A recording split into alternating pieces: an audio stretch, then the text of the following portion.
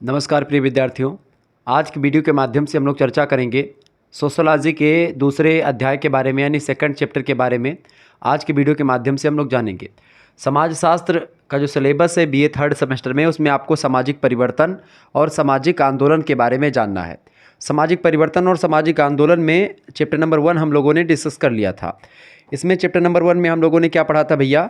Chapter number 1 में हम लोगों ने जो सामाजिक परिवर्तन होता है उसके बारे में जाना था। सामाजिक परिवर्तन की अवधारणा यानी कि concept of social change and उसकी प्रकृति को यानी उसके नेचर को समझा था चैप्टर नंबर 1 में। चैप्टर नंबर 2 में हमने आपको बताया था कि हम लोग क्या चर्चा करेंगे। चैप्टर नंबर 2 में मैंने आपको बताया था कि समाज में या सामाजिक परिवर्तन के जो तमाम प्रकार के कारक हैं उन कारकों के बारे में चर्चा करेंगे, जैसे कि जो सामाजिक परिवर्तन के एक प्रकार से कारक हैं, खास करके प्रौद्योगिकीय कारक, सामाजिक परिवर्तन के सांस्कृतिक कारक, जनसांख्यिकीय कारक, ऐसे और भी कई फैक्टर्स हैं, आर्थिक कारक। तो इन सभी कारकों के बारे में आज की वीडियो के माध्यम से हम लोग जानने का प्रयास करेंगे। और इसके बाद में जब हम तीसरे चैप्टर में पहुंचेंगे तो तीसरे चैप्टर में हम लोग क्या पढ़ेंगे? सामाजिक परिवर्तन के प्रकार। सामाजिक परिवर्तन के प्रकार में उद्विकास, विकास, प्रगति और क्रांति, ये 4 टॉपिक जो हैं एक ही वीडियो में मैं कवर करने का प्रयास करूंगा। परस्पर एक दूसरे के बीच में क्या क्या अंतर होते हैं, प्रगति और एक प्रकार से विकास में क्या अंतर होता है, उद्विकास और विकास में क्या अंतर होता है, उद्विकास और प्रगति में क्या अंतर होता है, विकास और एक प्रकार से उद्विकास में या प्रगति में या क्रांति में क्या अंतर होता है, डेवलपमेंट में और क्रांति में क्या अंतर होता है, सारी चीज़ों के बारे में चर्चा करेंगे। पिछले 2 वर्षों में जो भी क्वेश्चंस आपके पूछे गए हैं उन क्वेश्चंस के बारे में भी मैं बताने का प्रयास करूंगा। तो आज का जो चैप्टर है बहुत ही इंपॉर्टेंट होने वाला है, क्योंकि आज की वीडियो के माध्यम से बीए थर्ड सेमेस्टर के सिलेबस के अकॉर्डिंग सोशियोलॉजी के दूसरे अध्याय यानी चैप्टर नंबर 2 के बारे में हम चर्चा करेंगे। इससे पहले चैप्टर नंबर 1 और सिलेबस डिस्कशन की वीडियो ऑलरेडी आ चुकी है, आप लोगों ने नहीं देखा तो देख लीजिएगा। इसी तरीके से सिलेबस आपका कंप्लीट होता रहेगा, तो फटाफट से शुक्ला स्टडी पॉइंट को आप जो है सब्सक्राइब कर दीजिएगा और वीडियो को लाइक कर दीजिए, ताकि लगातार आप ऐसे ही वीडियोस पाते रहें। सबसे पहले सामाजिक परिवर्तन के आर्थिक कारकों के बारे में हम चर्चा करेंगे, यानी कुछ ऐसे कारक हैं जिनको एक प्रकार से आर्थिक कारकों में हम रख सकते हैं। आर्थिक कारक किस तरीके से समाज में परिवर्तन लाते हैं इसको जानने का प्रयास करेंगे, यानी आर्थिक कारक एवं सामाजिक परिवर्तन, ये आपका टॉपिक है, आर्थिक कारक एवं सामाजिक परिवर्तन। अब आर्थिक कारक या इकोनॉमिकल फैक्टर या इकोनॉमिक फैक्टर जो होते हैं वो समाज में किस तरीके से परिवर्तन करते हैं, किस विधि से परिवर्तन करते हैं, कौन कौन से परिवर्तन इसके द्वारा समाज में होते हैं, ऐसे तमाम प्रकार के पहलुओं के बारे में यहाँ पर हम समझने का प्रयास करेंगे। ये प्रश्न परीक्षा में कई बार एग्जाम में पूछे गए जाने वाले हैं और लगातार आते हैं। सामाजिक परिवर्तन के आर्थिक कारकों की अगर बात की जाए तो इसके योगदान की विवेचना संक्षेप में निम्नवत की जा सकती है। बहुत ही आसान तरीके से, बहुत ही सरल विधि का प्रयोग करते हुए समझेंगे। सबसे पहली बात, आर्थिक कारक किसमें? आर्थिक मतलब होता है रुपया पैसा से संबंधित चीज़ें। रुपया पैसा से संबंधित चीज़ें एक प्रकार से जैसे कि मान लेते हैं आप कितना कमाते हैं और आप ज़्यादा कमाएंगे तो मतलब संस्कृति तमाम प्रकार की, आप ज़्यादा कमाएंगे एसी लगवाएंगे, तो एसी क्या है? एक संस्कृति है, भौतिक संस्कृति है। आप कूलर लगवा लिए या फिर एक प्रकार से आप कार ले लिए, तो ये सब एक प्रकार से आप उच्च है। आप कम कमाते तो आप साइकिल से चलेंगे, मोटरसाइकिल ही ले लिया। इस तरीके से आप झोपड़पट्टी में रह रहे हैं तो कहीं ना कहीं पे ये भी, जब एक प्रकार से आपके पास पैसे ज़्यादा आते हैं तो समाज में परिवर्तन होता है। जब आपके एक प्रकार से पास पैसा खूब होता है तो आपके विचार भी बदलने शुरू हो जाते हैं, आपके दिमाग में कई प्रकार की धारणाएं आने शुरू हो जाती हैं। जब आपके पास पैसा नहीं रहता है तो कुछ नहीं होता। इसीलिए एक प्रकार से आर्थिक परिवर्तन मतलब आर्थिक कारक जो होते हैं वो एक प्रकार से बहुत हद तक समाज में परिवर्तन लाते हैं। ठीक है, सबसे पहला चीज़ ये है कि उपभोग की प्रकृति। उपभोग की प्रकृति यानी उपभोग मतलब क्या होता है कि कौन सी वस्तुओं को कैसे यूज किया जाता है, तो एक प्रकार से ये भी डिपेंड करता है। उपभोग करने की जो चीज़ें होती हैं वो भी आर्थिक कारकों पर डिपेंड करती हैं। इसके अलावा उत्पादन का स्वरूप कैसा है, इसमें परिवर्तन होता है। वितरण व्यवस्था में परिवर्तन होता है। आर्थिक नीतियाँ तमाम प्रकार की आती हैं। औद्योगिकरण यानी इंडस्ट्रियलाइजेशन, ठीक है। उद्योगों के विकास से क्या होता है, जब उद्योग बनते हैं, बड़ी बड़ी फैक्ट्रियाँ स्थापित होती हैं, तो उन फैक्ट्रियों की स्थापना होने के बाद में आप देखते हैं जो काम मनुष्य एक प्रकार से 100 लोग मिलकर के एक काम को एक दिन में पूरा करते हैं, वही काम एक व्यक्ति एक मशीन से 1 घंटे या 2 घंटे में कर देता है, तो समाज में बेरोजगारी जरूर बढ़ेगी, तो समाज में परिवर्तन हो रहा है। तो कहीं ना कहीं पे ये सब सामाजिक परिवर्तन के विभिन्न फैक्टर हैं। उपभोग की प्रकृति, उत्पादन का स्वरूप, वितरण व्यवस्था, वितरण मतलब कहाँ पर क्या चीज़ें पाई जाती हैं, ये भी एक प्रकार से समाज में परिवर्तन को दिखाता है। किसी समाज में किसी जगह पर अभ्रक ज़्यादा मिलता है, किसी जगह पर कोयला, किसी जगह पर एक प्रकार से पेट्रोल वगैरह मिलते हैं, कहीं सोना ज़्यादा है, कहीं पर चांदी ज़्यादा है। इस तरीके से जैसे ये चीज़ें अब अलग अलग देशों की, अलग अलग समाजों की अलग अलग नीतियाँ होती हैं, तो वो भी एक प्रकार से कहीं ना कहीं पे परिवर्तन के लिए उत्तरदायी कारक हैं। और औद्योगिकरण भी परिवर्तन के लिए उत्तरदायी कारक है। उत्पादन का स्वरूप कैसा, उसका स्ट्रक्चर कैसा, उपभोग की प्रकृति कैसी है, नेचर कैसा है, नेचर ऑफ यूजेस कैसे हैं, तो ये सब एक प्रकार से आर्थिक कारकों के लिए जाने जाते हैं। Doctor M S. गोरे नाम के एक विद्वान है, उन्होंने कहा कि औद्योगिकरण का अभिप्राय एक ऐसी प्रक्रिया है जिसमें उत्पादन दस्तकारी के स्थान पर शक्ति चालित मशीनों से किया जाता है। ठीक है, तो ये होता है उत्पादन, चूँकि एक प्रकार से उत्पादन के साधनों पर अभी तक एक प्रकार से मनुष्य का अधिकार था, अब उत्पादन एक प्रकार से मशीनों से होने लगता है। मशीन को कौन चलाता है? मनुष्य चलाता है। तो एक मशीन एक प्रकार से मनुष्य से कहीं अच्छा काम, कहीं ज़्यादा काम करती है। ठीक है, और गड़बड़ी के चांसेस बहुत कम रहते हैं। तो ये सब चीज़ें एक प्रकार से समाज में परिवर्तन लाती हैं। आर्थिक कारकों का सामाजिक जीवन पर कई प्रभाव पड़ते हैं। अब जब एक प्रकार से सोशल लाइफ पर आर्थिक कारकों के प्रभाव खूब ज़्यादा पड़ते हैं सामाजिक जीवन पर, सोशल लाइफ पर, तो एक प्रकार से आप जान सकते हैं कि समाज में परिवर्तन के लिए भी आर्थिक कारक कितने इंपॉर्टेंट फैक्टर निभाते होंगे, या कितने इंपॉर्टेंट एक प्रकार से होते होंगे समाज में परिवर्तन लाने के लिए आर्थिक कारक। चूँकि ये प्रभावित करते, प्रभाव डालते, क्या प्रभाव डालते हैं? पहला प्रभाव ये डालते हैं आर्थिक कारक सामाजिक जीवन पर। आर्थिक कारक जो होते हैं भैया ना, आर्थिक कारक जो होते हैं ये एक प्रकार से सामाजिक संस्थाएं जो होती हैं, सामाजिक संस्थाओं में अर्थतंत्र का या एक प्रकार से इकोनॉमी का बड़ा इंपॉर्टेंट होता है। जो समाज की संस्थाएं होती हैं, कोई भी संस्था समाज की हो, उसको चलाने के लिए इकोनॉमिक फैक्टर्स की ज़रूरत पड़ती है। अर्थशास्त्र मतलब इकोनॉमी उसको कंट्रोल करती है। दूसरा कारक है आर्थिक कारक, राजनीतिक संगठन। जो तमाम प्रकार के राजनीतिक संगठन होते हैं उनके लिए एक प्रकार से भी आर्थिक चीज़ें इंपॉर्टेंट होती हैं। इसके अलावा धार्मिक संस्थाओं में भी एक प्रकार से इकोनॉमी का बड़ा रोल रहता है। इसके अलावा आप देखते हैं आर्थिक कारकों में अपराध की प्रवृत्ति जो होती है वो भी इकोनॉमी के कारण ही होती है। अपराध की प्रकृति बढ़ती है क्योंकि गरीबी जो होती है वो किसी भी हद तक या कोई भी काम लोगों से करवा सकती है। क्योंकि लोग, जो गरीब लोग होते हैं, उनको पैसे दे करके लोग गलत काम करवाते हैं, सफ़ेदपोश अपराध करवाते हैं। तो कहीं ना कहीं पे मेरे प्यारे दोस्तों, ये अपराध जो होता है ये भी गरीबी का ही एक प्रकार से परिणाम है। गरीबी एक फैक्टर या एक भूमिका निभाती है अपराध को बढ़ावा देने में। हालांकि कुछ अपराधी ऐसे होते हैं जो कि एक प्रकार से उनकी प्रवृत्ति भी ऐसी होती है, उनकी प्रकृति ऐसी होती है कि शुरुआत से ही उनकी मानसिकता दूषित होती है।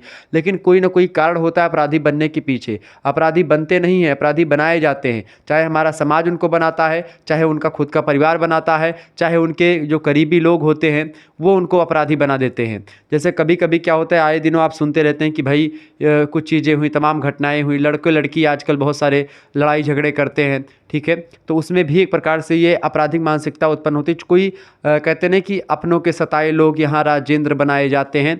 तो कहीं ना कहीं पे अपने जब सताते हैं तो बड़ा कष्ट होता है। तो इसलिए एक प्रकार से जब एक प्रकार से लोग, जब एक प्रकार से उनका परिवार उनका साथ नहीं देता, उनका एक प्रकार से, जैसे बहुत सारे लोगों के जीवन में कभी ना कभी एक दुख की घड़ी आती है, एक ऐसी सिचुएशन आती है कि उस सिचुएशन में व्यक्ति को ये पता नहीं होता कि वो व्यक्ति क्या करे, कहाँ जाए, कैसे करे, कुछ समझ में नहीं आता है। उस दौरान एक प्रकार से जो उसको सहारा दे देता है वही उसके लिए भगवान स्वरूप हो जाता है। तो कहीं ना कहीं पे अगर उसको सहारा नहीं मिलता है तो वो एक प्रकार से उसकी प्रवृत्ति लगातार बदलती जाती है। उसकी प्रकृति एक प्रकार से आपराधिक प्रवृत्ति हो जाती है, हिंसा का रूप धारण कर लेती है। तो अगर उसी को समझा दिया जाए उसी समय पे, या उसको वो चीज़ें दे दी जाए जो उसको चाहिए, तो एक प्रकार से वो शायद वो ऐसी प्रवृत्ति ना जाए। तो आपराधिक प्रवृत्ति जो समाज में डेवलप होती है उसका कारक आर्थिक कारक एक होता है। इसके अलावा आपराधिक कारकों में आत्महत्या, आप देखते हैं आत्महत्या जो लोग करते हैं वो भी एक प्रकार से बहुत सारे लोग गरीबी, जैसे किसान का अगर मान लेते पानी बरसा, किसान का एक प्रकार से, किसान के खेत में एक प्रकार से पानी बरसा, मान लेते किसान के खेत में नहीं, सभी जगह बरसा, आंधी आई, तूफान आ गया, क्षति हो गई खेत की, उसने मेहनत की थी, कर्जा लेकर के उसने डाई अमोनियम सल्फेट या यूरिया और तमाम प्रकार की जुताई और गुड़ाई इन सभी की मेहनत करी थी। दिन रात उनके बच्चे, बाल बच्चे दिन रात उसमें मेहनत करके अपना खून पसीना बहाते हैं। और जब खून पसीना बहा करके उसके बाद में जब उनकी फसल तैयार होती है, उस दौरान जब ऐसी प्राकृतिक आपदाएं या कोई चीज़ आ जाती है तो व्यक्ति क्या करते हैं, आत्महत्या कर लेते किसान, चूँकि उनके पास कुछ होता नहीं खोने को, वही खेत में सब पड़ा होता है। तो जब उनके पास वही सब चीज़ें हैं और उसी में चीज़ें हो जाती तो डिप्रेशन क्या, वो लोग तो सोचते बस मेरी ज़िंदगी तो ख़त्म हो गई, पूरे समाज के ताने सुनने पड़ते हैं, तमाम प्रकार की समस्याएं सामने आती हैं। तो समस्याएं जो होती हैं उसके कारण से लोग आत्महत्या कर लेते हैं। तो एक आर्थिक फैक्टर भी एक प्रकार से आत्महत्या करने के लिए जिम्मेदार होता है, समाज जिम्मेदार होता है।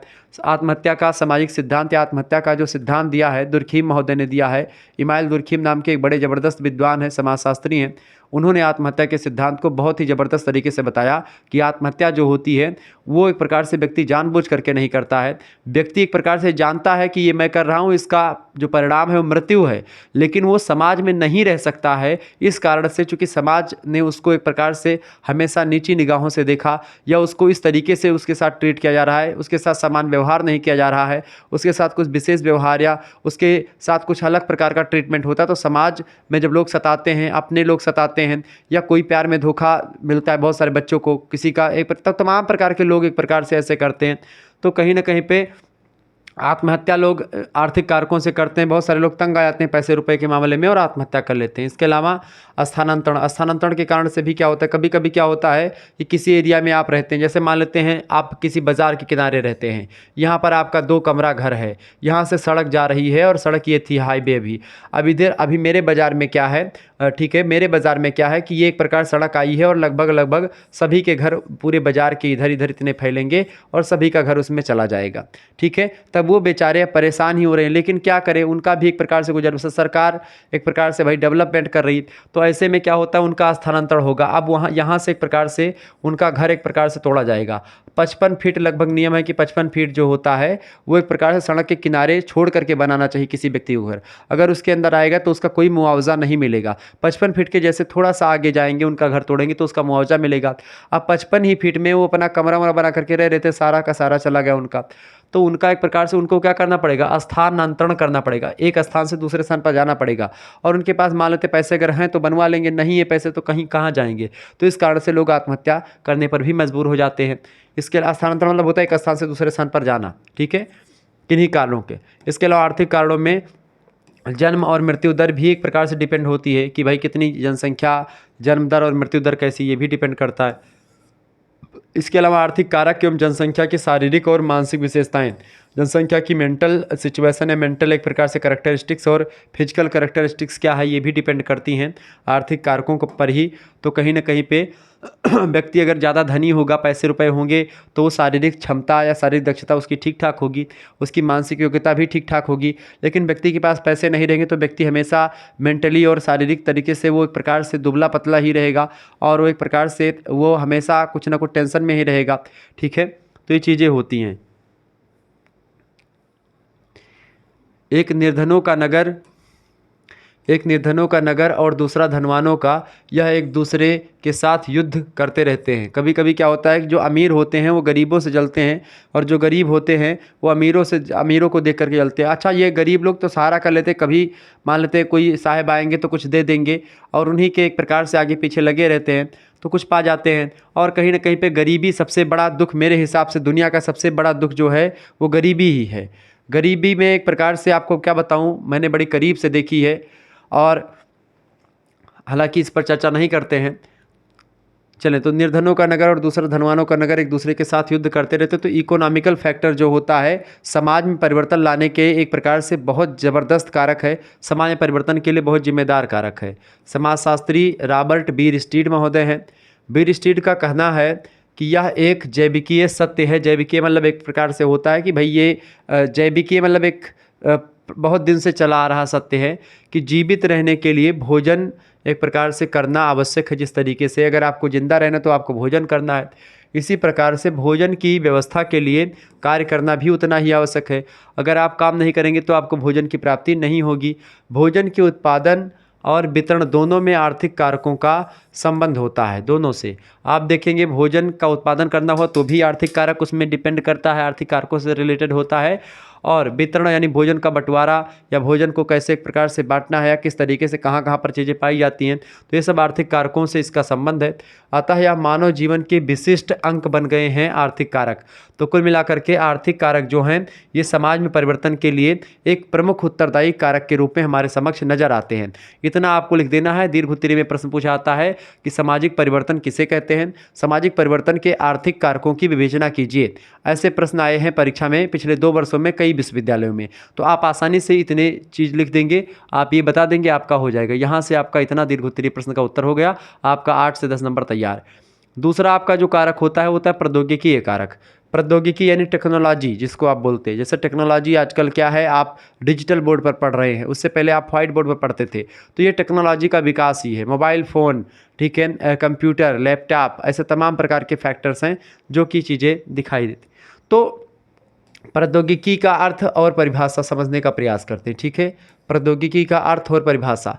प्रौद्योगिकी है मतलब अंग्रेजी में टेक्नोलॉजी।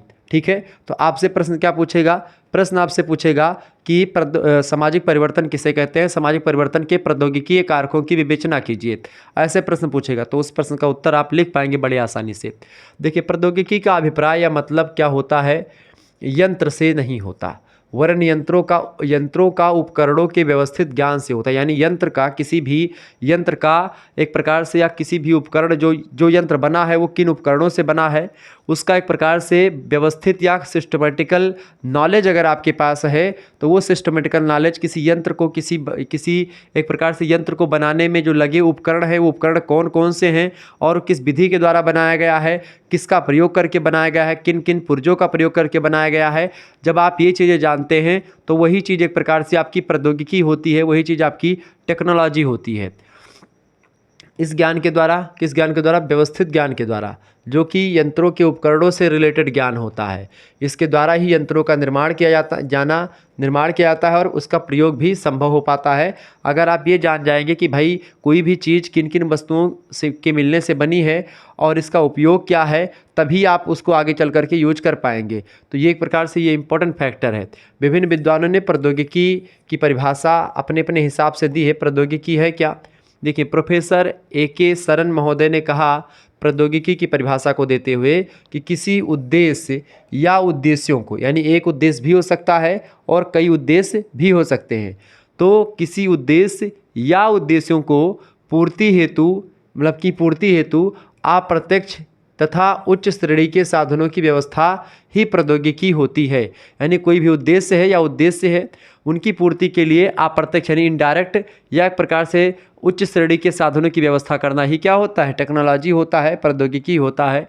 ठीक है, समाजशास्त्री हैं इलियट मैरिल महोदय क्या कहते हैं, मैरिल महोदय कहते हैं कि प्रौद्योगिकी मानव के व्यवहारिक, यानी कि एक प्रकार से बिहेवियरल जो एम्स होते हैं, व्यवहारिक जो उद्देश्य होते हैं महोदय, उन व्यवहारिक उद्देश्यों के लिए विज्ञान का प्रयोग होता है।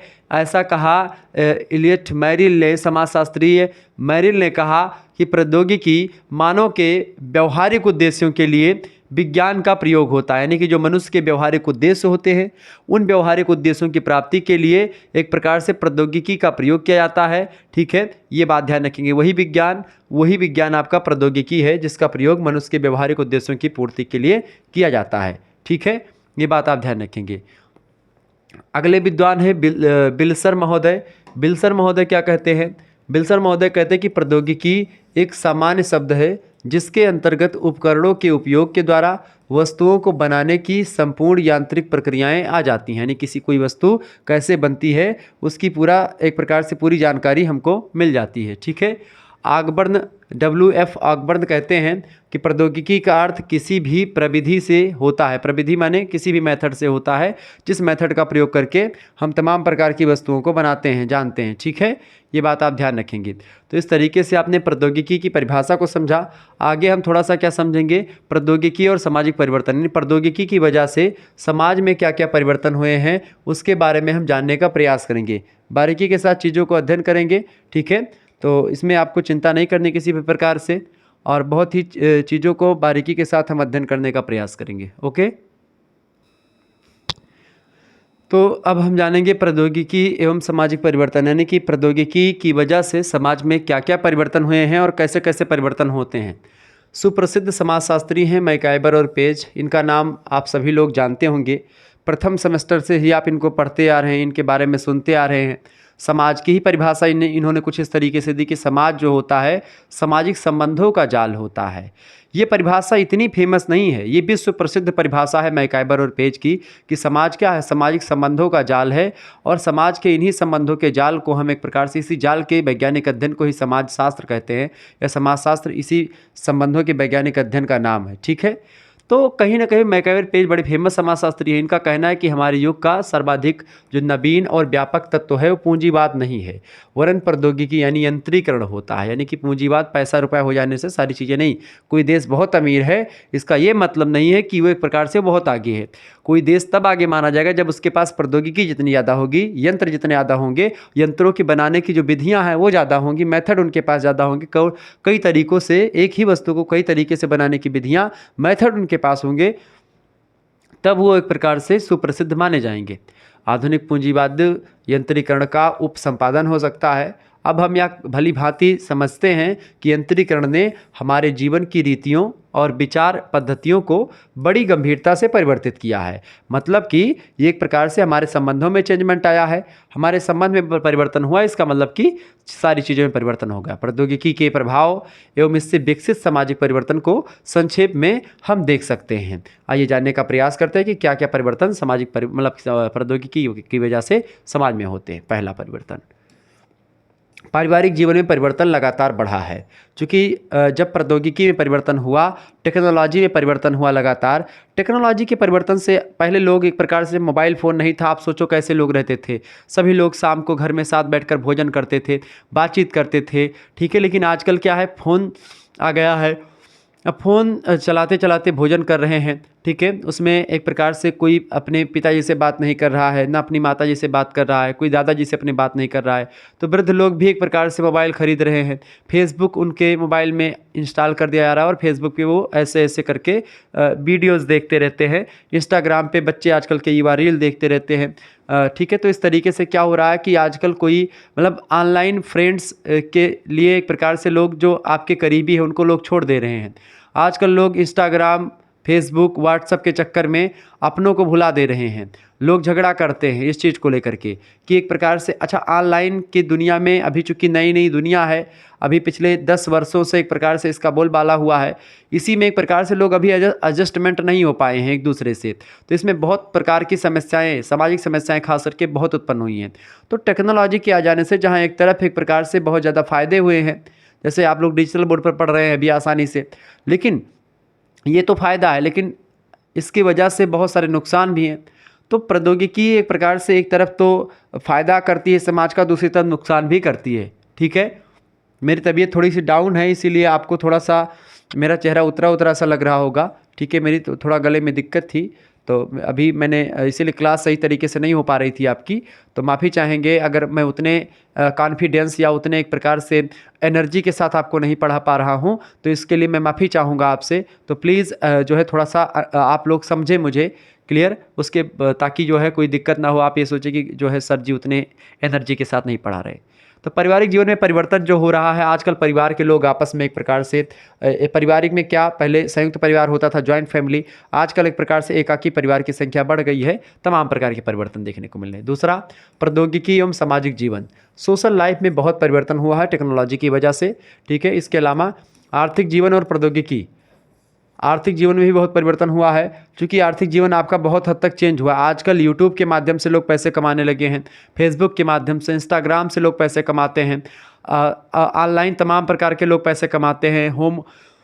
कोरोना पीरियड के बाद से ऑनलाइन चीज़ें बहुत फेमस हुई। ठीक है, ये सब चीज़ें, धर्म और प्रौद्योगिकी, लोग आजकल जैसे मान लेते हैं आप धर्म की बातें, जैसे आपको देखना कि एकादशी कहिया है, या एक प्रकार से आपको देखना त्रयोदशी कहिया है, सावन का सोमवार कब कब पड़ेगा, तो आप तुरंत आप मोबाइल पे सर्च करेंगे सावन में अब की बार कितने सोमवार पड़ेंगे, 5 सोमवार पड़ेंगे, किस किस तिथि को पड़ेंगे, पूरा तिथि, कौन से कितने बजे सूर्योदय है, कितने बजे सूर्यास्त है, सब आ जाएगा। आपको गूगल पर सर्च करेंगे, सारी चीज़ें मिल जाएंगी।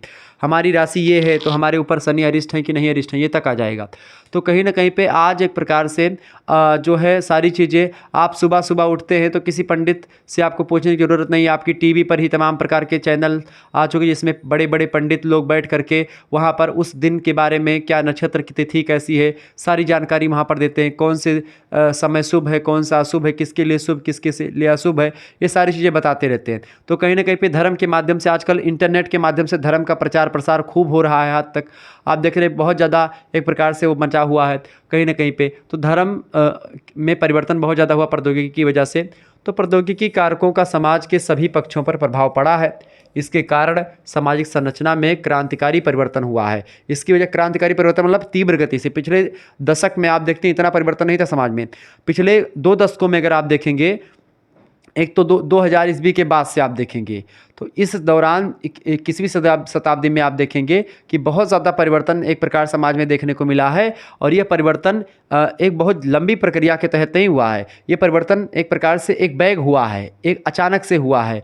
तो इसीलिए एक प्रकार से परिवर्तन एक क्रांतिकारी परिवर्तन कहा जाएगा। क्रांति चूंकि अचानक से आती है, क्रांति ज़्यादा लंबा समय नहीं लेती, विकास लंबा समय लेता, प्रोसेस होता है, धीरे धीरे करके विकास होता है। क्रांति अचानक से आती है। तो प्रौद्योगिकी कारकों के प्रभाव को स्पष्ट करने के लिए कार्ल मार्क्स नाम के एक विद्वान हैं। कार्ल मार्क्स बहुत ही ज़बरदस्त विद्वान माने जाते हैं, लेकिन इनका एक कथन मुझे सही नहीं लगता है कि धर्म जनता के लिए अफीम है। कुछ हद तक अफीम है, अफीम से थोड़ा हल्का नशा आप मान सकते हो धर्म को, लेकिन अफीम कह देना मेरे हिसाब से वर्तमान में प्रासंगिक नहीं है। लेकिन फिर भी अच्छी बातें करते थे कार्ल मार्क्स, विद्वान आदमी थे, बहुत विद्वान आदमी थे कार्ल मार्क्स।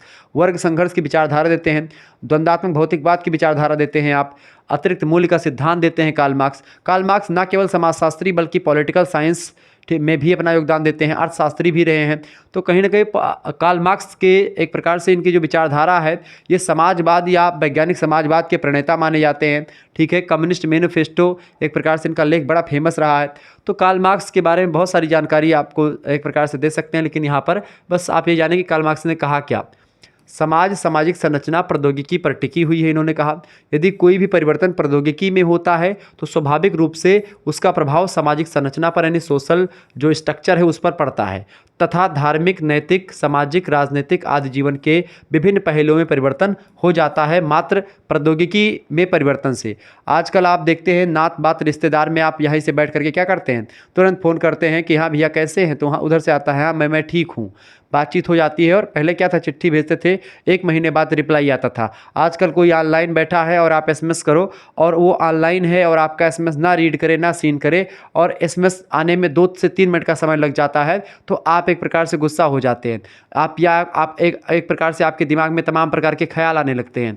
तो एक प्रकार से पहले क्या था, उनको आप सोचें जो एक प्रकार से 1-1 महीने तक अपने रिजल्ट का वेट करते थे, अपने प्रियतम या प्रियतमा के संदेश का वेट करते थे कि भाई चिट्ठी ना कोई संदेश जाने वो कौन सा देश जहां तुम चले गए, या चिट्ठी आने में चिट्ठी आई है वतन से चिट्ठी आई। आप देखते जो मिलिट्री में होते थे उनकी चिट्ठी 2-2 महीने बाद पहुंचती थी। यहाँ से 1 महीने बाद की सिचुएशन लिखा, वहाँ 2 महीने बाद चिट्ठी पहुँची। जब वहाँ पर चिट्ठी पहुँची उसके बाद में जब वहाँ से चिट्ठी वापस आई 1-2 महीने लग गए, तो वहाँ की सिचुएशन जो थी वो बदल जाती है।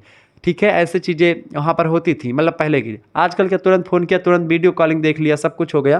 तो ये सब चीज़ें क्लियर। तो प्रौद्योगिकी कारकों का समाज के सभी पक्षों पर प्रभाव पड़ा है, ये सब ध्यान रखेंगे। तो प्रौद्योगिकी कारक ये हैं। अब सांस्कृतिक कारक समझ लेते हैं। तो प्रौद्योगिकी कारकों के बारे में हमने समझ लिया। सांस्कृतिक कारक हैं कुछ समाज में परिवर्तन के, उनको जान लेते हैं। देखिए संस्कृति का अर्थ और परिभाषा सबसे पहले समझेंगे। संस्कृति को अंग्रेजी में कल्चर बोलते हैं। कल्चर एक पीढ़ी से दूसरी पीढ़ी में हस्तांतरित होता है। कल्चर 2 प्रकार का होता है, एक भौतिक कल्चर यानी कि एक फिजिकल, एक प्रकार से नॉन फिजिकल, मतलब कि एक होता है भौतिक, एक होता है अभौतिक। भौतिक चीज़ें जैसे कि किताब, पुस्तक, टीवी, एसी, फ्रिज, कूलर, ये सब, वॉशिंग मशीन, ये सब दुनिया भर के जो पुस्तकें तमाम है, तो ये सब जो ये पेन है, डिजिटल बोर्ड है, ये वाइट बोर्ड है, सब कुछ एक प्रकार से कैमरा वैमरा सब कुछ जो आपका चीज़ें हैं, ये सब एक प्रकार से क्या है, ये सब महोदय आपका क्या है, ये सब एक प्रकार से भौतिक संस्कृति हैं। आपके विचार, आपकी आस्था, आपके एक प्रकार से जो आपके अंतरात्मा में चल रहे एक प्रकार से जो ज्ञानपुंज हैं, वो सब एक प्रकार जो आपको दिखाई नहीं पड़ते हैं, जो आप केवल जिसको महसूस कर सकते हैं, वो चीज़ें एक प्रकार से जिसको आप केवल महसूस कर सकते हैं, जिसको आप छू नहीं सकते, वो अभौतिक संस्कृति हैं। तो यही संस्कृति होती है। संस्कृतियाँ आप एक पीढ़ी से दूसरी पीढ़ी में हस्तांतरित होती है शिक्षा के माध्यम से। तो संस्कृति में जब परिवर्तन होता है और संस्कृति में आपके पिताजी ने जो काम किया था आप भी वो काम करते हैं, लेकिन वो जैसे उन्होंने किया था उससे कुछ हट करके करते हैं, इस तरीके से परिवर्तन होता रहता है। मानव शास्त्री हैं टायलर। टायलर महोदय बड़े विद्वान आदमी हैं, एडवर्ड टायलर इनका पूरा नाम है।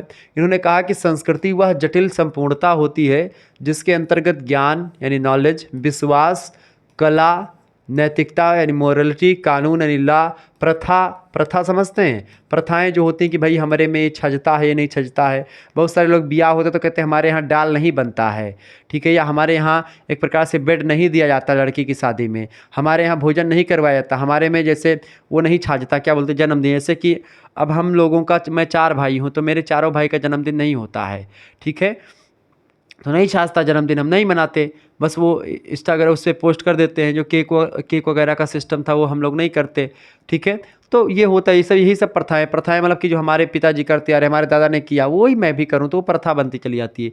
ये सभी प्रकार की क्षमताएं और आदतें सम्मिलित होती किसमें, संस्कृति में। संस्कृति में नैतिकता, कला, कानून, विश्वास, ज्ञान, प्रथा, परंपरा, रीति रिवाज, ये सब आपके सम्मिलित होते हैं जिन्हें मनुष्य समाज का एक सदस्य होने के नाते प्राप्त करते हैं। अगर समाज का सदस्य, चूंकि मनुष्य एक सामाजिक प्राणी है, man is a social animal, किसने कहा था, अरिस्टोटल ने कहा था, अरस्तु ने कहा था। जब मनुष्य एक सामाजिक प्राणी है तो समाज में चूंकि रहता है और समाज में रहने की वजह से उसको मूल्यों को मानना पड़ता है, उसको कानून को, उसको कला, विश्वास, ज्ञान, कानून, प्रथा, इन सभी का फॉलो करना पड़ता है, उसको प्राप्त होते हैं। तो ये एक प्रकार से संस्कृतियाँ होती हैं। हर्ष कोविड्स नाम के एक विद्वान हैं, बड़े ज़बरदस्त विद्वान हैं। इन्होंने कहा कि संस्कृति पर्यावरण का मानव निर्मित भाग है। ये प्रश्न परीक्षा में 100% हमेशा पूछा जाने वाला प्रश्न है। ऑब्जेक्टिव में तो 100% ये प्रश्न आता है। संस्कृति क्या है, पर्यावरण का मानव निर्मित भाग है, यानी कि पर्यावरण जो है, इन्वायरमेंट, उसी का मानव निर्मित भाग जो होता है वही संस्कृति कहलाता है। यानी कि पर्यावरण का वह भाग जो कि मनुष्य के द्वारा बनाया गया है वही एक प्रकार से कल्चर होता है, वही संस्कृति होती है। मैलिनोवस्की नाम के विद्वान ने कहा कि संस्कृति प्राप्त आवश्यकताओं, यानी कि जो हमको आवश्यकताएं हमारी है उनकी एक व्यवस्था होती है, उद्देश्य मूलक क्रियाओं की संगठित व्यवस्था ही एक प्रकार से संस्कृति होती है। बोगार्डर्स नाम के समाजशास्त्री कहते हैं कि संस्कृति किसी समूह या किसी ग्रुप के कार्य करने एवं सोचने की समस्त विधियों को कहा जाता है, ठीक है। तो कुल मिलाकर के ये चीज़ें आपको समझ में आनी चाहिए, ठीक है।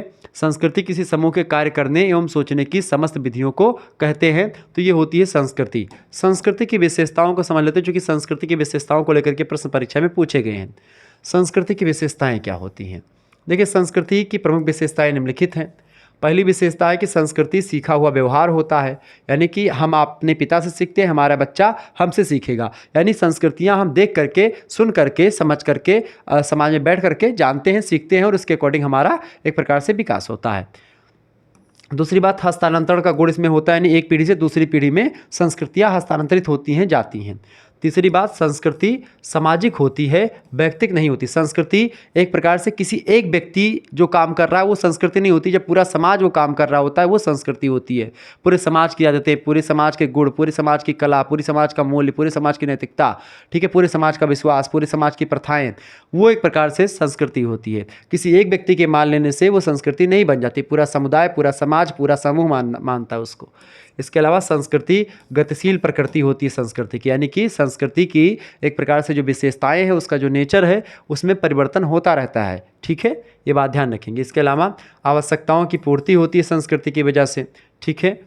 इसके अलावा अगर बात करें तो सामंजस्य करने की प्रकृति होती है संस्कृति में। संस्कृति जो होती है तालमेल बैठा करके चलने वाली होती है। संस्कृति आदर्शात्मक होती है, यानी कि आइडियल होती है संस्कृति। चूँकि आइडियल इसलिए होती है क्योंकि आपके पिताजी ने जो काम किया उसी आधार पर ही आप काम करते, तो ये आइडियल के रूप में होती है कि भाई जो पुरानी प्रथा थी उसी के अकॉर्डिंग हम आगे बढ़े, थोड़ा बहुत उसमें चेंजमेंट करके।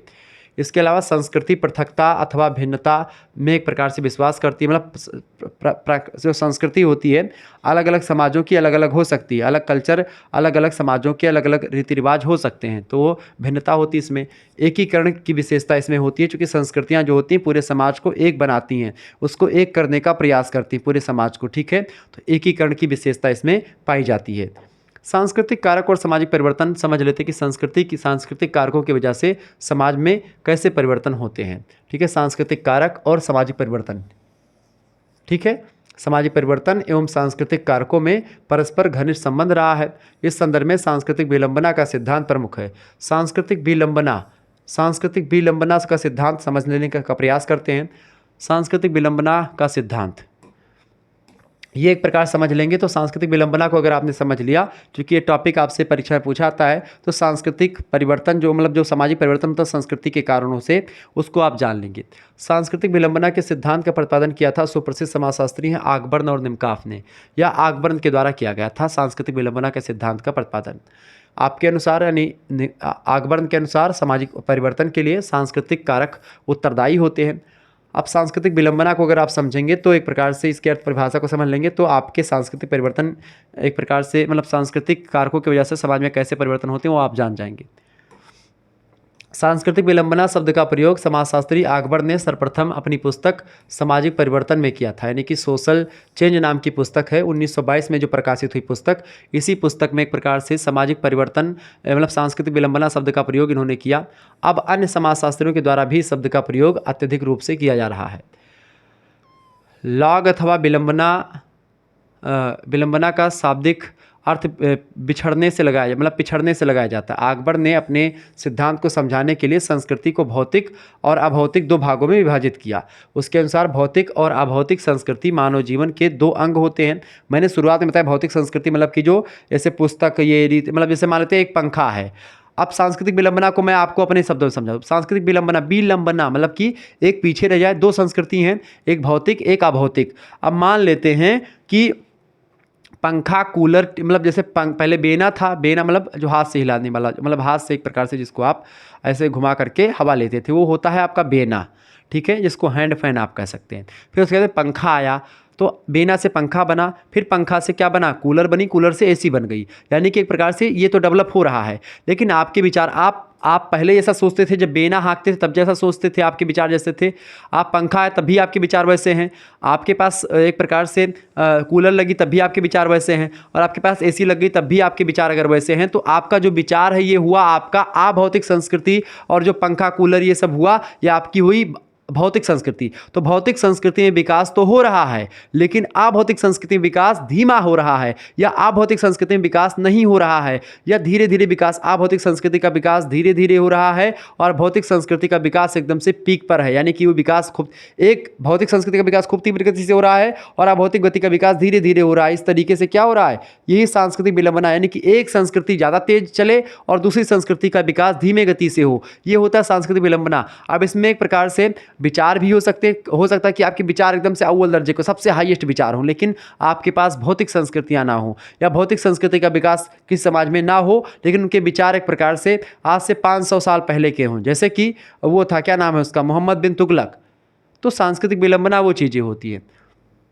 तो दो भागों में बांटा, दो मानव जीवन के अंग संस्कृति जो परस्पर एक दूसरे से घनिष्ठ रूप से रिलेटेड होती है, संबंधित होती है। भौतिक संस्कृति अभौतिक संस्कृति से संबंधित होती है घनिष्ठ रूप से। इन दोनों में भौतिक संस्कृति आगे बढ़ने की गति अभौतिक संस्कृति की अपेक्षा तेज होती है, क्योंकि भौतिक संस्कृतियाँ एक प्रकार से बहुत जल्दी डेवलप होती है। भौतिक संस्कृति के डेवलप होने के बाद में ही एक प्रकार से अभौतिक संस्कृति का विकास होता है।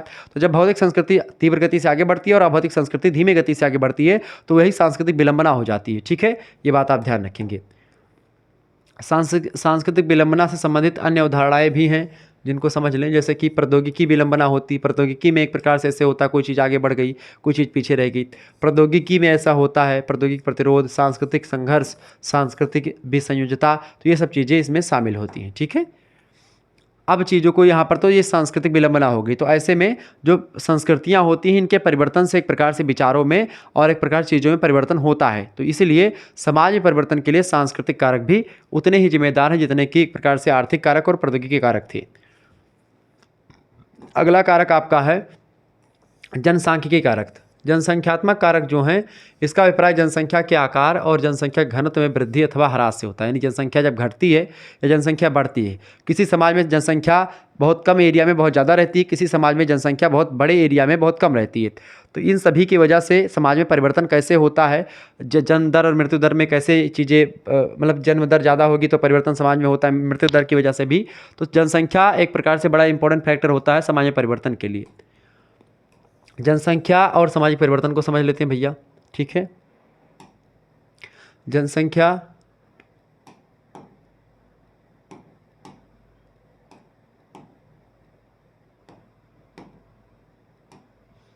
जनसंख्या एवं सामाजिक परिवर्तन। सामाजिक परिवर्तन के जनसंख्यात्मक कारकों की विवेचना संक्षेप में निम्नवत की जा सकती है। कैसे? जैसे पहली बात, जनसंख्या के आकार का प्रभाव। जनसंख्या आकार मतलब जनसंख्या का घटना बढ़ना जो होता है वो उस पर भी डिपेंड करता है समाज में एक प्रकार से परिवर्तन। जैसे समझें, जनसंख्या के आकार का प्रभाव समाज की संरचना पर पड़ता है और सामाजिक परिवर्तन होता रहता है। जिन समाजों में जनसंख्या अधिक होती है वहाँ लोगों का जीवन स्तर ऊंचा नहीं होता। इसके विपरीत जिन समाजों में जनसंख्या कम होती है जहाँ उच्च जीवन स्तर पाया जाता है, जैसे आप देखेंगे छोटे छोटे, जैसे स्विट्जरलैंड में जनसंख्या कम है या रसिया में जनसंख्या कम है, भारत में जनसंख्या ज़्यादा है, बांग्लादेश में जनसंख्या ज़्यादा है, तो बांग्लादेश गरीब देश होगा, वहाँ पर उत्पादन के साधन जो होंगे वो एक प्रकार से उसके दावेदार बहुत होंगे। ऐसे भारत में बेरोजगारी भी बहुत अपने चरम पर है, चूँकि भारत में जनसंख्या बहुत ज़्यादा है। एक नौकरी के लिए कम से कम 1 लाख बच्चे बैठे हुए हैं और कंपटीशन दे रहे हैं, तो कहीं ना कहीं जनसंख्या एक प्रकार से बहुत ज़्यादा है और ऐसे में उत्पादन के साधन कम है, तो जीवन स्तर जो होगा, जनसंख्या अगर ज़्यादा होगी तो जीवन स्तर जो होगा वो नीचे होगा, जनसंख्या कम होगी जीवन स्तर ऊँचा होगा। ये बात आप ध्यान रखेंगे। तो ये समाज की परंपराएं, रीति रिवाज और सामाजिक मूल्य जीवन स्तर से प्रभावित होते हैं। आपका जीवन स्तर अगर ऊंचा है तो आप परंपराओं को मानेंगे, परंपराओं का सेलिब्रेट करेंगे, रीति रिवाज को फॉलो करेंगे, सामाजिक मूल्य को एक प्रकार से अच्छे तरीके से समझेंगे। आपका जीवन स्तर नीचा है, आपके पास रुपए पैसे भी नहीं होंगे, तो आप परंपराओं को, रीति रिवाज को उतने अच्छे तरीके से नहीं मान पाएंगे, आप खुद ही फ्रस्ट्रेट रहेंगे, तो एक प्रकार से क्या कर पाएंगे। तो जिन समाज में जनसंख्या अधिक होती है वहाँ जनसंख्या को कम करने का प्रयास किया जाता है। वहाँ जन्म निरोध मतलब कि बर्थ कंट्रोल का प्रयोग करने के लिए जनता को प्रेरित किया जाता है। तमाम प्रकार की योजनाएं, तमाम प्रकार के अवधारणाएं चालू करी जाती है जिसकी वजह से जनसंख्या कंट्रोल में लाई जाए। जनसंख्या का आकार को निम्न 2 कारकों पर डिपेंड होती है। जनसंख्या आकार कब घटता बढ़ता है? सबसे पहली बात, जन्म दर और मृत्यु दर पर, यानी जन्म दर अगर ज़्यादा हो जाती है, मृत्यु दर कम हो जाती है, तो इस दौरान एक प्रकार जनसंख्या बढ़ जाती है। अगर जन्म दर एक प्रकार से कम हो जाए और मृत्यु दर एक प्रकार से ज़्यादा हो जाए तो एक प्रकार से जनसंख्या कम हो जाएगी ऑटोमेटिक। लेकिन क्या होता है कि भाई भारत में क्या जन्म दर एक प्रकार से पीक पर है, क्योंकि गर्म एक प्रकार से जलवायु है, तो यहाँ पर एक जन्म दर जो होती है उच्च है और मृत्यु दर जो है वो एक प्रकार से कम है, इस वजह से भारत में जनसंख्या ज़्यादा है। दूसरी बात, आप्रवास और उत्प्रवास से जनसंख्या घटती बढ़ती है। आप्रवास का मतलब क्या होता है कि कहीं से कोई दूसरा एरिया का बंदा आए, कोई दूसरे एरिया का लोग आए और हमारे एरिया में बस जाए, उसको आप्रवास बोलते हैं। उत्प्रवास मतलब होता है यानी किसी एक समाज से, यानी ए समाज से जब व्यक्ति बी समाज में जाकर के बस जाता है तो उसको उत्प्रवास बोलते हैं। यानी हमारे समाज से, ए समाज मान लेते हैं मेरा समाज है, तो मेरे समाज से या मेरे समाज से जाकर के व्यक्ति अलग समाज में जब बसेगा, यानी यहाँ से गया यहाँ पर, तो हो गया उत्प्रवास। लेकिन इसी बी समाज से ए समाज में अगर कोई व्यक्ति आएगा, ठीक है, अलग से आएगा, ठीक है, अलग से आएगा, यहाँ से बी से ए में आया, तो एक प्रकार से क्या हो जाएगा, इसको आप्रवास। यानी जब हमारे समाज में कोई आकर के बसता है आप्रवास, हमारे समाज से कोई बाहर जाता है तो उत्प्रवास। ठीक है, ध्यान रखेंगे इस चीज़ को। तो इन 2 कारणों से क्या होता है, जनसंख्या घटती बढ़ती रहती है। ठीक है, कभी कभी क्या होता है, जैसे बिहार से, उत्तर प्रदेश से बहुत सारे लोग दिल्ली बम्बई जा करके बस जाते हैं, वहीं पर रहने लगते हैं, क्योंकि भाई यहाँ पर कुछ है नहीं उत्पादन की चीज़ें। जनसंख्या की संरचना और सामाजिक परिवर्तन। जनसंख्या की संरचना की वजह से समाज में कैसे परिवर्तन होते हैं? जैसे सबसे पहली बात, जनसंख्या की संरचना डिपेंड करती है आयु, यानी किस एज के लोग ज़्यादा हैं कम है वो डिपेंड करता है। लिंग अनुपात कैसा, सेक्स रेशियो, यानी कि जैसे महिला पुरुष कैसे कैसे हैं, महिला कितनी पुरुष, जैसे लिंग अनुपात भारत का कितना है 943 जो है एक प्रकार से स्त्रियां भारत में और 1000 पुरुष हैं, यानी पुरुषों की जनसंख्या महिलाओं से ज़्यादा है। यानी 943 मतलब प्रति 1000 पुरुषों पर 943 महिलाएं हैं। ठीक है, भारत में। आयु एक प्रकार से अगर देखें तो युवा लोग एक प्रकार से भारत में ज़्यादा हैं। ठीक है, इसके अलावा वैवाहिक प्रथाएं जो मतलब कि एक प्रकार से मैरिटल जो कस्टम्स होते हैं, वैवाहिक प्रथाएं होती हैं, ये भी एक प्रकार से जनसंख्या की संरचना और सामाजिक परिवर्तन के लिए जिम्मेदार है। वैवाहिक संरचना मतलब वैवाहिक जो प्रथाएं होती हैं उसमें किसी किसी समाज में जल्दी विवाह होता है, किसी में बाद में विवाह होता है, तो ये सब भी। इसके अलावा शिक्षा, एजुकेशन, तो ये सब एक प्रकार से जनसंख्या की संरचना को प्रभावित करते हैं और समाज में परिवर्तन के लिए जिम्मेदार हैं। ठीक है, जनसंख्या एवं राजनीति के बारे में समझे। जनसंख्या के कारण ही राजनीति भी प्रभावित हुई, जनसंख्या से राजनीति बहुत हद तक प्रभावित होती है। राजनीति, चूंकि राजनीति जो है समाज का ही एक अंग है, समाज से ही रिलेटेड है राजनीति भी, इसीलिए एक प्रकार से जब एक प्रकार से जनसंख्या घटती है या बढ़ती तो उससे राजनीति भी प्रभावित होती रहती है कहीं ना कहीं पे। ठीक है, समझेंगे इसको। आज राज्य के आकार एवं कार्यों में वृद्धि हुई है। जिन राष्ट्रों में प्राकृतिक स्रोतों की कमी है और जनसंख्या में वृद्धि हो रही है वहाँ सैनिककरण को बल मिलता है और साम्राज्य की प्रवृत्ति विकसित होती है। स्मिथ एक विद्वान है, उनका कहना है कि सिद्धांततः एक बड़ी जनसंख्या या बड़ी संख्या का अर्थ एक शक्तिशाली राष्ट्र होता है, जबकि अपेक्षाकृत एक छोटी जनसंख्या निर्बल राष्ट्र में परिणत हो जाती है। यानी जनसंख्या ज़्यादा है, चीन की जनसंख्या, भारत की जनसंख्या बहुत ज़्यादा है, तो ये अपने आप में सबल देश है, इनके पास सैनिक शक्ति ज़्यादा होती है। ये चीज़ें भी यहाँ पर सामाजिक परिवर्तन के लिए जिम्मेदार चीज़ें बताई जाती हैं। जनसंख्या एवं वैचारिक परिवर्तन, जनसंख्या के कारण वैचारिक परिवर्तन को भी बल मिलता है और विचारों में भी परिवर्तन जनसंख्या की वजह से होता है, चूँकि अलग अलग लोगों के अलग अलग विचार होते हैं। जनसंख्या एवं क्रांति, जनसंख्या अगर होगी तो जनसंख्या अगर ज़्यादा होगी तो क्रांति होगी। क्रांति चूँकि होगी, क्या होगी, विचार लोग एक प्रकार से कुछ दल बनेंगे और दल एक प्रकार से कुछ दल होंगे जो विरोध करेंगे, कुछ दल होंगे सपोर्ट करेंगे, इसमें क्रांति होगी और समाज में परिवर्तन आएगा। इसके अलावा जनसंख्या आर्थिक परिवर्तन, ठीक है, जनसंख्या की वजह से आर्थिक परिवर्तन भी होता है और जनसंख्या से युद्ध भी होता है, तो कहीं ना कहीं पे ये भी एक प्रकार से सामाजिक परिवर्तन के लिए जिम्मेदार जनसंख्या होती हैं। जनसंख्या को लेकर के एक विद्वान है माल्थस, प्रोफेसर माल्थस ने जनसंख्या को लेकर के कई सारे सिद्धांत दिए हैं। माल्थस का जनसंख्या सिद्धांत जो है, प्रसिद्ध जनसंख्या शास्त्री रहे माल्थस महोदय, इनका सिद्धांत जो है बड़ा फेमस सिद्धांत रहा है जनसंख्या को या जनसांख्यिकीय कारकों के मामले में, ठीक है। तो जनसंख्या को लेकर के मानव शास्त्री माल्थस ने अपनी प्रसिद्ध पुस्तक an essay on the principles of population, an essay on the principles of population नाम की एक पुस्तक है। इस पुस्तक में इन्होंने जनसंख्या का सिद्धांत दिया, माल्थस ने जनसांख्यिकीय सिद्धांत दिया, ठीक है। और उन्होंने अपने सिद्धांत का प्रतिपादन किया। आपने अपनी इस रचना का प्रकाशन 1898 में किया था, यानी कि जो an essay on the principles of population जो पुस्तक है, इस पुस्तक का प्रकाशन 1898 ईस्वी में किया। माल्थस के सिद्धांत की प्रमुख मान्यताएं निम्न है। माल्थस क्या कहते हैं अपने सिद्धांत में? पहली बात तो माल्थस ये कहते हैं भैया, माल्थस कहते हैं कि मानव के लिए भोजन आवश्यक है, इसके लिए, इसके अभाव में, अभाव माने कमी में, तो माल्थस कहते हैं मनुष्य अगर है तो मनुष्य को भोजन करना सबसे पहली बात आवश्यक है और मनुष्य को भोजन करना भी चाहिए। इसके अभाव में, इसकी कमी में मानव का अस्तित्व संभव नहीं है, यानी कि अगर मनुष्य को भोजन नहीं मिलेगा तो मनुष्य एक प्रकार से मर जाएगा, ठीक है, उसका जीवन संभव नहीं हो पाएगा। ये चीज़ किसने बताई? माल्थस ने बताई। दूसरी बात, विषम लिंगियों में यौवन भूख सार्वभौमिक और स्वाभाविक सी बात है, यानी कि जो आपस में विषम लिंगी प्राणी हैं, जैसे कि महिला और पुरुष हैं, उनमें एक प्रकार से यौवन भूख जो होती है, यानी कि सेक्स करने की जो इच्छा होती है वो भी होती है और सार्वभौमिक है, यूनिवर्सल है। एक मनुष्य ही नहीं, सारे जीव जंतु एक प्रकार से जो है सेक्स करते हैं, ये सार्वभौमिक है, स्वाभाविक सी बात है, इसमें कोई ये नहीं कि भाई ये बहुत गलत चीज़ें होती हैं। परिणामतः संतान उत्पादन अर्थात जनसंख्या में वृद्धि होती रहती है। अच्छा, माल्थस की थ्योरी जो है वो कहते हैं कि जनसंख्या जो होती है वो गुणोत्तर श्रेणी में बढ़ती है। जनसंख्या किस में बढ़ती है भैया? जनसंख्या जो है गुणोत्तर श्रेणी में बढ़ती है, और एक प्रकार से जनसंख्या किस में बढ़ती है? गुणोत्तर श्रेणी में बढ़ती है। और जो एक प्रकार से उत्पादन के साधन हैं, ठीक है, उत्पादन के जो साधन हैं एक प्रकार से वो किस में बढ़ते हैं? वो समानांतर श्रेणी में बढ़ते हैं। किस में बढ़ते हैं? समानांतर श्रेणी में बढ़ते हैं। गुणोत्तर श्रेणी मतलब क्या होता है? गुणोत्तर श्रेणी मतलब होता है भैया, जैसे कि मान लीजिए जनसंख्या आज बढ़ी 1, कल हो जाएगी 2, परसों हो जाएगी 4, फिर होगी 8, फिर होगी 16, फिर होगी 32, फिर होगी 64। इस तरीके से जनसंख्या लगातार बढ़ रही है। अब समानांतर श्रेणी क्या है? अब समानांतर श्रेणी मतलब जैसे आज 1 उत्पादन के साधन आज 1 है, कल 2 हो जाएगा, परसों 3, फिर 4, फिर 5, फिर 6, फिर 7, इस तरीके से। यानी कि अब मान लेते हैं उत्पादन के साधन मतलब हीरो होंडा स्प्लेंडर, मान लेते हैं हीरो होंडा की गाड़ी कोई है, मतलब कोई कंपनी का नाम नहीं लेते, कोई गाड़ी है, मोटरसाइकिल है। अब एक मोटरसाइकिल बनी तो 1 लोग चलाने वाले थे, ठीक है, चला लिया। 2 मोटरसाइकिल बनी, 2 लोग चलाने वाले थे, दूसरे दिन, ये भी ठीक है। 3 मोटरसाइकिल हो गई तो 4 चलाने वाले हो गए, यानी एक यहाँ पर फदिला गया। ऐसे ही यहाँ पर आप देखेंगे 4 मोटरसाइकिल बनी तो 8 लोग चलाने वाले हो गए, यानी कि यहाँ पर जो है कम से कम 4 लोग फदिला गए।